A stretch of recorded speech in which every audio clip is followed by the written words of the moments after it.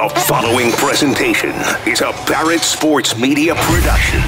He's connected.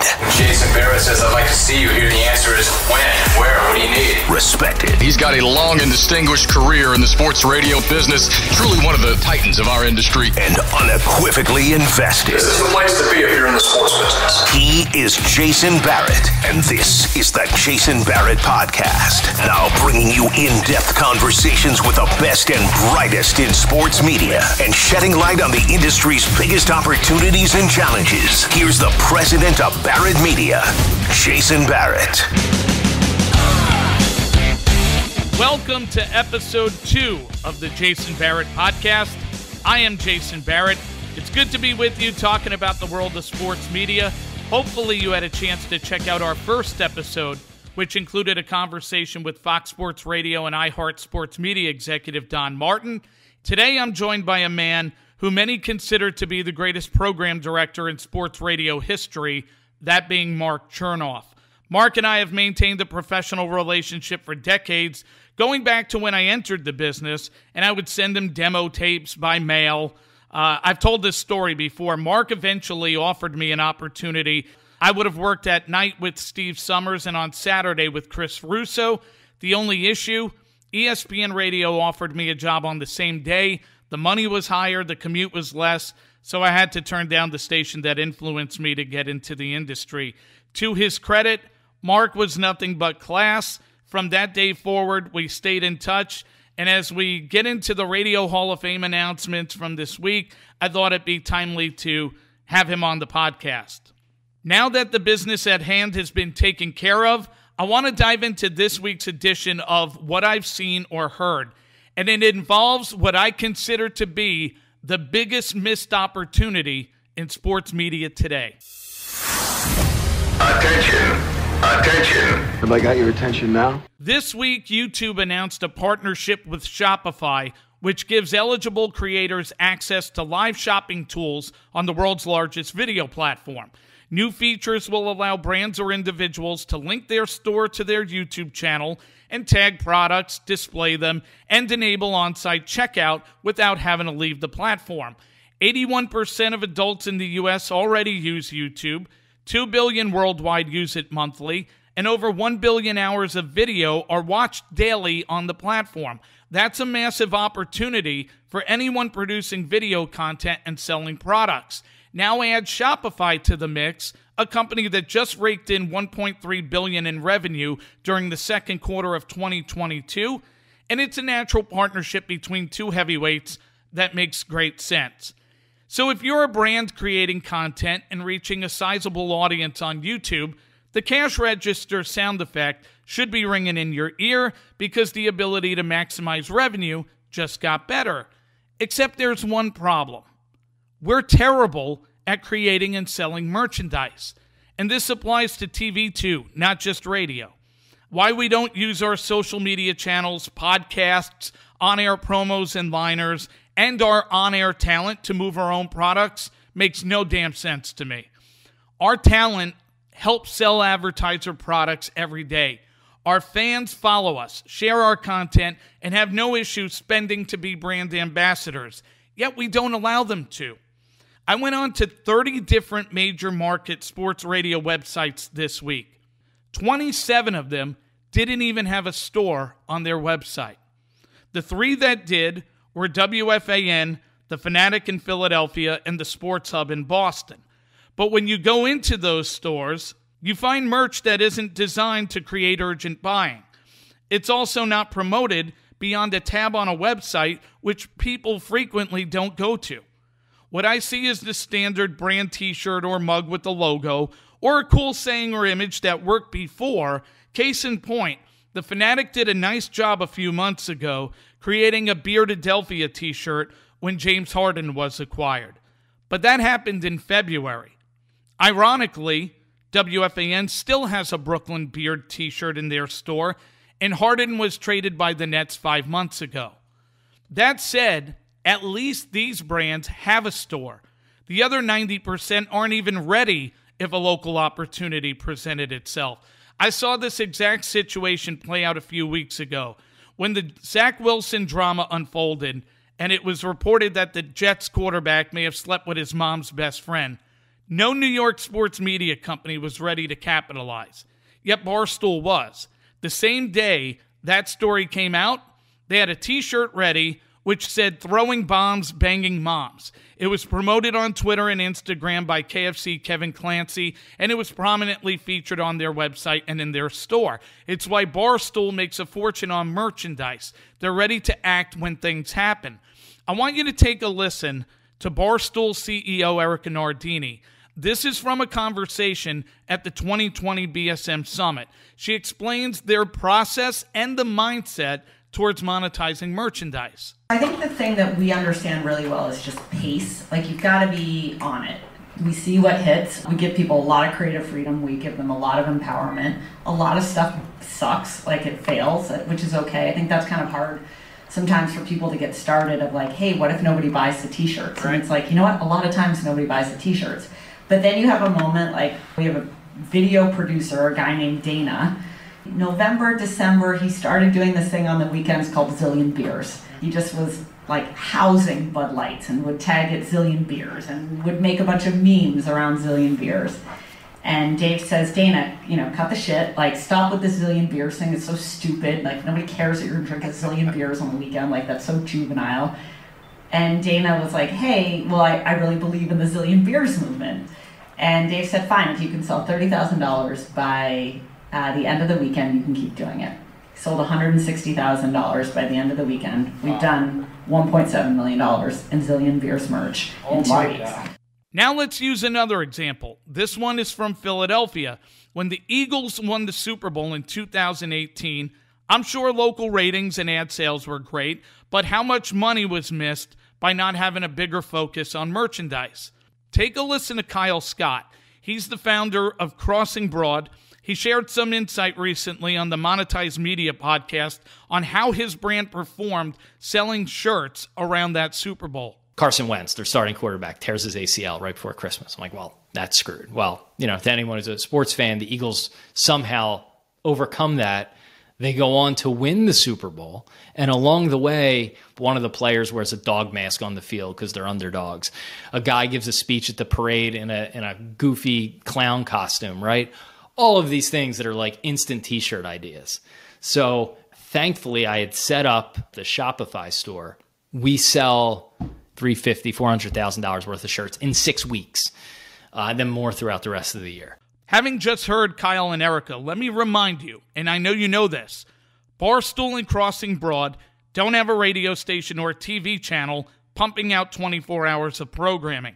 They rely on the same tools that we all have access to: a website, social media, podcasts, and talent. The difference?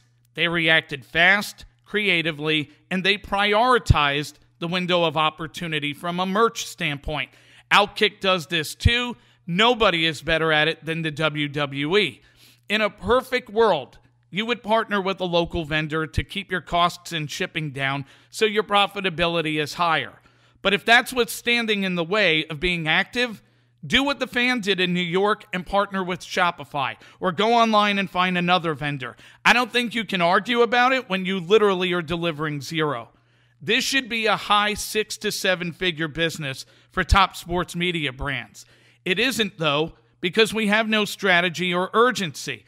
Groups are already producing 6 to 8 figures annually on merchandise. As we sit here thinking about 2023 and what we can do to lift revenue if ad dollars decline, if this isn't a bigger priority inside each of your buildings, then I personally believe you failed to maximize your brand's revenue potential. Well done, sir. If you have any thoughts on what I just said regarding merchandising, Jay Barrett at sportsradiopd.com. You can also interact on Twitter at sportsradiopd. Now, though, it's time to move forward to our conversation this week. I'm thrilled to welcome to the show a man who many consider to be the greatest program director in the history of sports radio, Mark Chernoff. Yo, listen! If you're following the sports radio business, you probably saw the news. Jeff Smullian, Chris Russo, Susan Waldman, all inducted into the Radio Hall of Fame. That induction will take place this November in Chicago. Mark, I know you didn't work with Jeff Smullian, but obviously he started WFAN, which allowed you to get in there and build the most successful sports station in America. So before I get into Russo and Susan, who I know you've got a lot more personal history with, just your thoughts on Jeff finally getting his honor to go into the Radio Hall of Fame. Well, it's certainly well-deserved. He's an innovator, as just proven by starting WFAN. But, I've run into him a number of times. We've had reunions on the air. We've invited him and he's come on, at various anniversaries of the radio station and stuff like that. Really a tremendous person. I worked with Joel Hollander, who was my GM when we started, and Joel just, was amazed at the things that Jeff did. And when the radio station started back in 1987, a lot of the talent, they brought in national talent. A lot of them had New York backgrounds. Lou Boda was a good example of that. But it really didn't work. And I remember Joel telling me, well, we don't know how long this is going to go. But Jeff said, no, we're going to keep this going. It's the right thing to do. And, they refocused on different talent. And, the station just became immensely popular. I know that when Jeff bought the Seattle Mariners, it meant that he probably needed some cash. So there was Mel Karmazin waiting to purchase WFAN. And from what Jeff said, he really regretted having to give up WFAN. It was a real passion for him. And certainly, Mel and Infinity, and later, when we became Viacom, CBS, back and forth. Really just, the success was just unbelievable for the radio station through the years. And now Jeff, just a few weeks ago announced he's moving out pretty much completely. They still have ownership technically of 98.7 in New York, which they lease to ESPN, but he got rid of the Indianapolis cluster to Urban One. His exact quote to Andy Bloom this week was, "It was hard to be gone, but it was harder to stay." One guy who did get out from you, he went over to Sirius XM, which I'm sure had to be a rough day for you, was when Mad Dog, I still remember the segment. I recorded it the day that him and Mike said goodbye on the air by phone. The thing about Chris, anyone who listens to him knows infectious energy, great knowledge, just raw passion that people could connect with. You saw him every day. What are some things Chris Russo did that maybe the common listener and the common media professional don't recognize went into making him what he's become? Well, he had more energy than any six people I know. I mean, he always came in, this is Dog. All right, Marky, how's everything today? Let's go. We're going. We're ready. He was what was really amazing was the partnership with Mike, because the two of them would come in. Now, everybody knows some of the time they got along, some of the time they didn't get along. When we started simulcasting the show, sometimes you could see it a little bit. They really weren't looking at each other. And those were rough times. But Doggy had so much energy. It was amazing. And he was just always chock full of ideas. And part of the yin and the yang with Mike is, like Mike knew Dog's hot buttons, Dog certainly knew Mike's hot buttons. Yep. They would talk about anything. He really was pretty amazing about that. He always knew what he was talking about. Well, at least in sports, he did. Sometimes not in sports. And I think Dog would admit to that. But, he was a riot, and I really missed him. And, I misread a little bit the situation with Mike and Chris. Mike had said, Dog's going to leave. I know he's going to leave. He even intimated that, he had spoken to Mel, not Mike had, but Chris had. And there was a likely that he was going to go over to Sirius at the time. And I just couldn't believe it. But, Dog, I think, had made up his mind. It was time for him to go solo, be his own person. And I was sad for a really long time. I was angry, too. I didn't talk to Dog for a while. But, we did reconcile. We have a really nice relationship again. We do text each other occasionally when we see each other at events. A hug is always there. Mm-hmm. And I feel there's still a true bond there. I miss him. I wish they hadn't separated, because it was the most amazing team. But both he and Mike certainly, were successful on their own. I'd be remiss if I didn't get in and ask you about Susan, because here she is. She's the color analyst or partner with John Sterling on Yankees broadcast, which is trailblazing enough. But you could argue she's underrated. She was at WFAN during a time where Mike and the Dog got all the attention. Imus got the attention. Then Boomer and Carton get all the attention. Meanwhile, people forget she's the first voice on the radio station. She was a bulldog of a reporter. Like, people forget she brought, when Yogi Berra and George Steinbrenner weren't getting along, she's the one who brought the two of them together. She's carved out a pretty impactful career. You saw it firsthand. What made her a Hall of Famer? Okay, well, first of all, when I started in 1993, technically, we'll say that March 1st was my first date, even though I was around for a few days before that. And that was when George Steinbrenner was taken off of probation, suspension, whatever you want to call it, by Major League Baseball. Susan was down in Florida. And at midnight on Sunday night, Monday morning, March 1st, she did an interview with George. And it was really wonderful. First one to really speak to George. Anyway, fast forward a few days later, Susan comes back and it's like she sees a new program director, and my background had been at music stations. And she looks at me and says, "Well, what do you know about sports?" And I said, "I feel yeah, well, who played second base in the World Series in 1967 for the Boston Red Sox?" And I said, "Reggie Smith." She said, "Oh, you knew that?"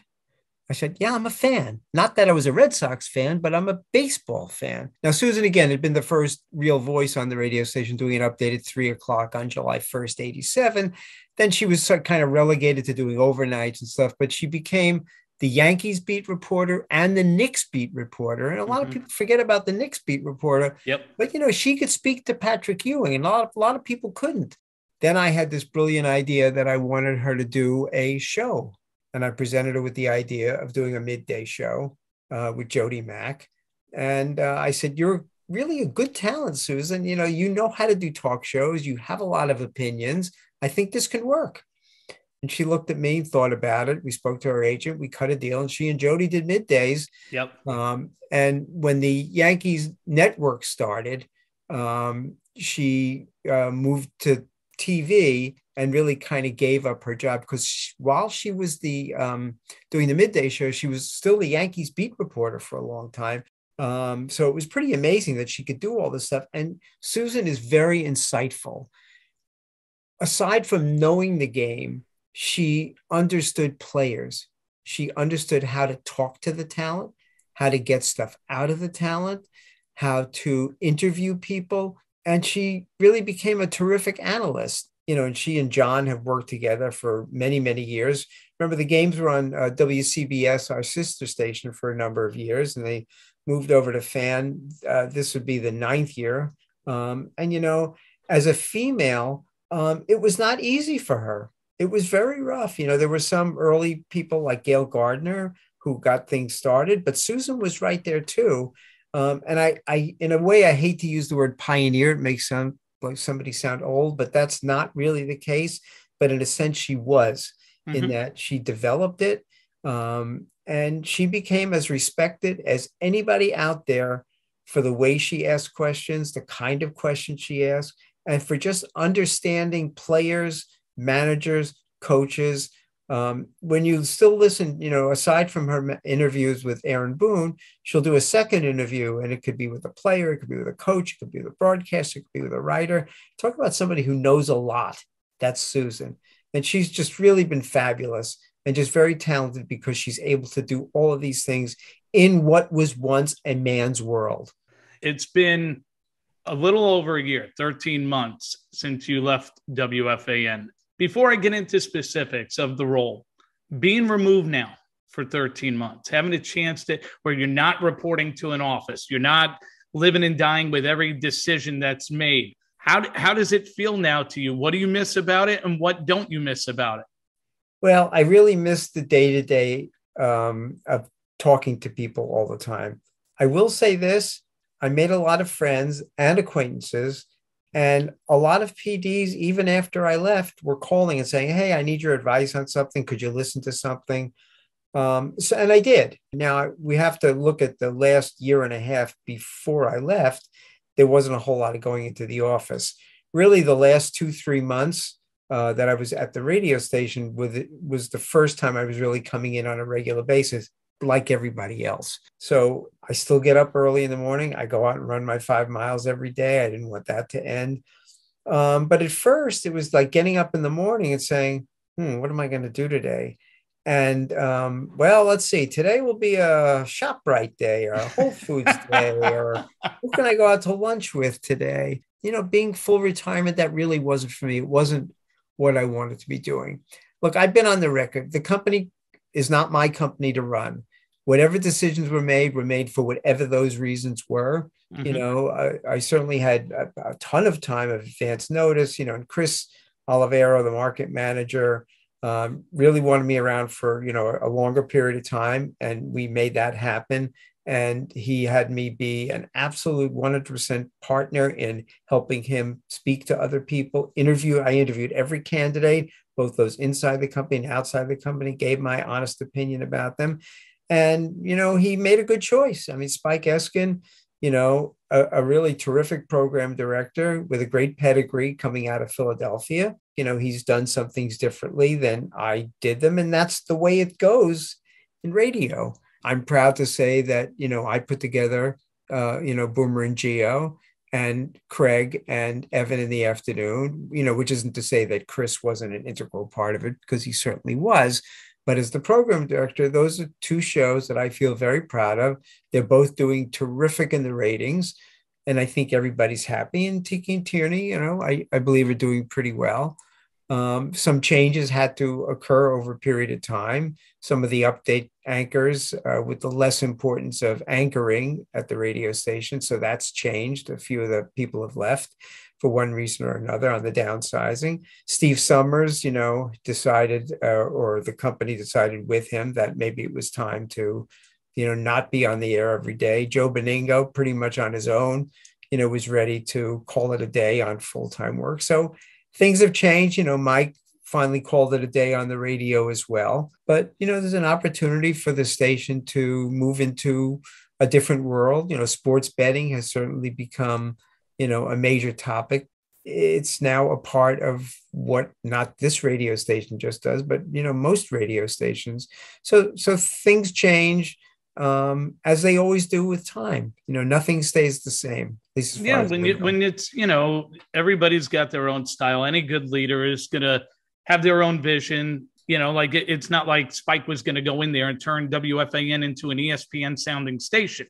He understands what makes WFAN successful, and then he's going to have his own style of which talent he likes. And him and Chris are going to try to look at what's going to be good for the next decade. I'm curious. You mentioned during that answer that you had worked with Chris going through that process. Yes. And, when you're going through that process, because you guys had a lot of great options, and Spike is one of my favorite. He's creative, he's candid. I've always had a good rapport with him. He did really, really strong work in Philly with WIP. When you're going through that, obviously Chris has to, at the end of the day, make the final call. And yes. But when you're going through that, you've got all these talented PDs. What separates at that point a Spike from the rest of the pack? Well, he had the experience of working with some major talent, Angelo Cataldi being, the major of the major talent. Right. Spike also had the experience of being on air, more, I would say, on the music end than in the sports end. But, my background was that I was a jock for many years on music stations. He even did some WIP afternoon when Bloom was there. You remember he worked with Ennis and Hollis Thomas at one point, right? That's right. But I always felt, in my case and in a lot of cases, and in his, it's great to have that on-air experience because you also know what it feels like. And when you need to go to upper management to say, I need this for my people, you can say, I know I've done that. Mm-hmm. We have to be more receptive to the talent because sometimes upper management doesn't understand that because a lot of those people were not on the air. As a PD, one of the hardest jobs is replacing a big show. You talked earlier about how it took you a little bit of time before you could talk to Russo and, you were a little sad, and when you're going through that, you have this iconic show and you've got to figure out, okay, if we go with Mike solo, is it going to work? or should I have a partner? When Don Imus blew up, we're going to change course.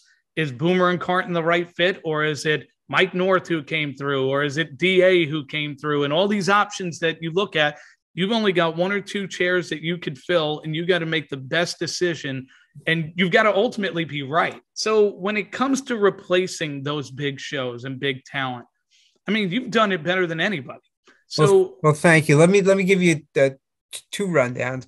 First, when Imus was let go, I mean, that was really rough, and wasn't really expecting that. Obviously, the turn of events was pretty awful. So first thought is, okay, do we do another Imus type show? And I tried a whole bunch of different people, including Joe Scarborough, Lou Dobbs, Jim Cramer, Boomer with Monica Crowley. And it just, I said, you know what?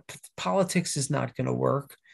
Entertainment value is important, but not that kind of an entertainment show that Imus was doing. And when Chris said to me, Craig Carton might be available, I met with Craig, I talked to him. Boomer, still was, I want to be your guy. I want to, and couldn't find I tried him with Chris Collinsworth, Dog. I said, I don't know. Well, maybe let's see. Would you be willing to work with Craig Carton? His first answer was no. I've heard stories about him. He's a bad guy. I said, he's not a bad guy. I know you've heard stories. He is outspoken. He's got a lot of opinions, but he's funny. He knows a lot about a lot of things, and he's extremely entertaining. Well, Boomer did some homework. He called a lot of New Jersey state troopers and stuff. He finally agreed to do an audition. So I gave him a bunch of topics, some sports, some not sports. And I had Chris come up and listen with me. And after about 4 or 5 minutes, I turned to Chris and said, "That's my morning show. You're sure about that?" I said, "Yes." But how do you know, I've done this too, where I tell people I can't explain it. It's just a sound in my head. Like, I know what I want the roles to be. And when I find the right people that fit those roles, I don't just think about day one. I think about, okay, if they work together and they all fit these roles over time, this is going to build and grow. But I can't tell you that, inside of listening for 5 minutes, that I know it's absolutely going to be the flagship show for the next 10 years. How do you listen to Boomer and Carton for 5 minutes and know that that's it over all the options you just mentioned before? Because I just heard the way the rapport between the two of them on the topics they were talking about, sports and non-sports, and then they would go off on tangents. And I'm saying, this is what we need. And I knew Craig wasn't going to be the sports expert, but I had a guy who was an NFL MVP, a guy who went to the Super Bowl. I just felt that the two of them, this was, a real dichotomy in how they approached sports and how they approached topics, but it could really mesh together. Now, at the time, I also was running what we had Free FM over where 92.3 K-Rock used to be, and Opie and Anthony, also a great show. Were there, but it looked like that may come to an end on radio because they were working for XM at the time, and XM was like, well, they don't curse enough for our happiness. It's like, and that really opened another door. Not that they weren't doing okay, but that really opened up another door on radio for those guys to be heard by a lot more people. Now, the story with Mike and Chris is Mike was open to the idea of having a partner. We talked to Stephen A. Smith. We talked to a bunch of people at the radio station and people not at the radio station. And I think there was a period where Mike was close to saying partner, but then Mike said, you know what? I'm going to do this solo. And the reason I'm going to do it solo is, if it fails, he said, it's going to be on me. He said, if I have a partner, people will blame all kinds of things. I'll know it's me, and I'm just going to put it on me that I believe I can be successful doing a solo show, and that's what he did. But just think of this. The man was doing 5.5 hours by himself for, from 2008 until almost 28 hours a week on the air. That I think the time had come. So, Mike left, but also, wanted to come back, and we agreed and wanted him to come back. It meant for some icky moments at the radio station. And Mike did it and, was successful. But again, I think that that's not what he wanted to do in life. He toned down and did some stuff online. He did a half hour and then an hour at 6 o'clock, but that really wasn't enough time for him to get going either. And especially, we had baseball some of the time. So, 6:25, he'd do a 10-minute rant. He'd try to take a couple of calls. It's like, wait, I'm done. It's like, for a guy who was doing 28 hours a week, that doesn't exactly. work. Let's pivot for a minute. I want to talk about the PD role itself. Yeah. In 2021, when you were last running a station, that job, very different than the PD role, at least the one that I experienced 2011. I'm sure it was even more drastically different, the PD role in 2001. When you look at the PD role today, is it as fulfilling and rewarding as it used to be? That's a really good question.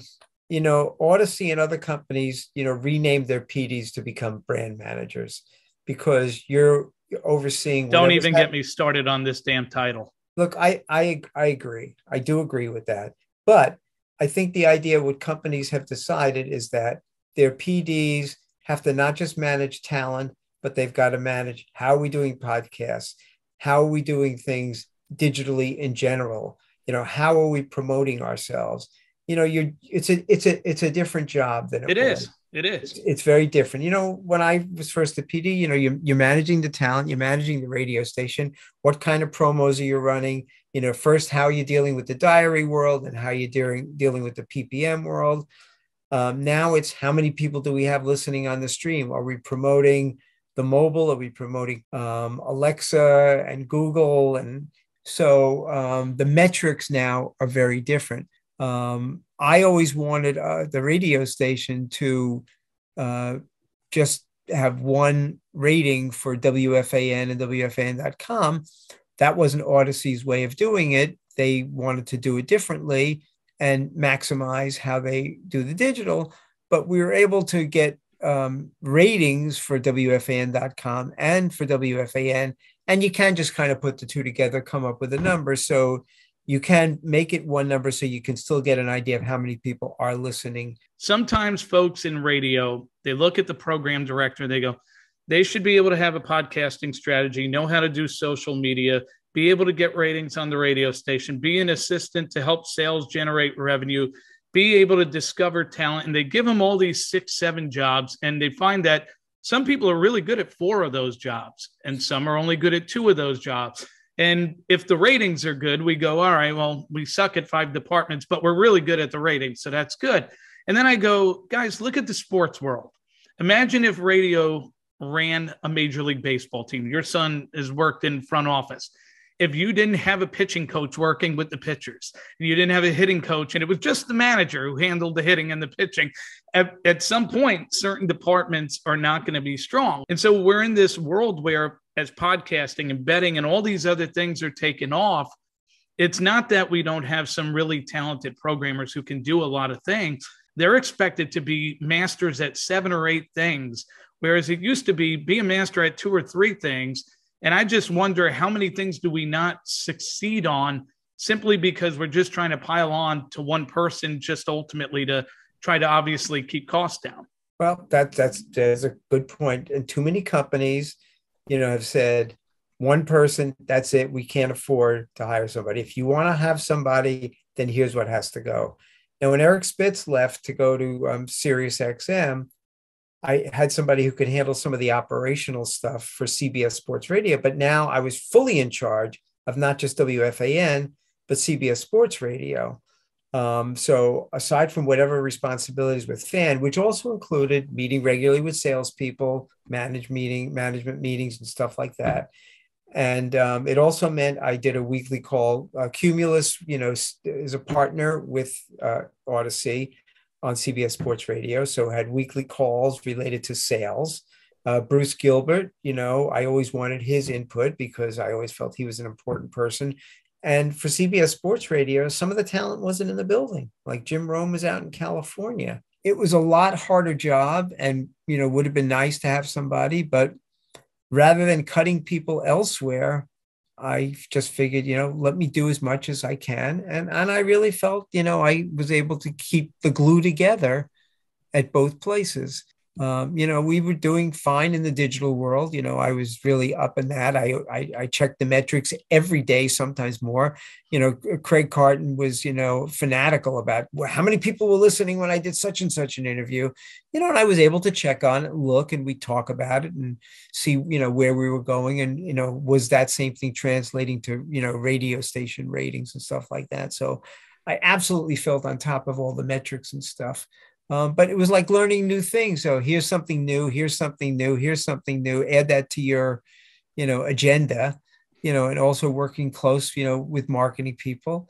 I wish we were able to do more giveaways and stuff, but, the giveaway a pile of money was not there anymore.